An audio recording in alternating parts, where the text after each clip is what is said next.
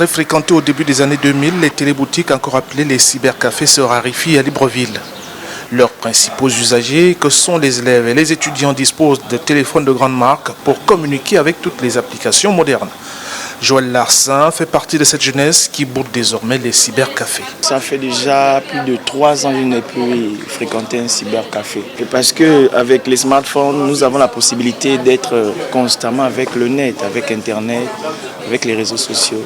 Bon, quelqu'un comme moi, j'ai tout chez moi. Donc il suffit juste, lorsque j'ai réussi à faire un téléchargement, je vais faire sortir à la maison.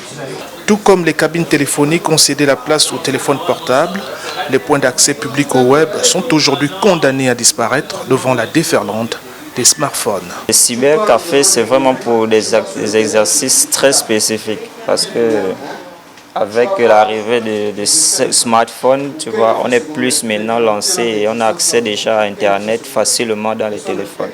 Donc, arriver au cyber, c'est juste lorsque tu as vraiment besoin de mettre un exercice très spécifique comme le tirage que le téléphone ne peut pas faire. Il y a près de 20 ans, les cybercafés servaient largement de bibliothèque numérique pour beaucoup d'étudiants désireux de trouver la documentation relative aux exposés ou à des examens.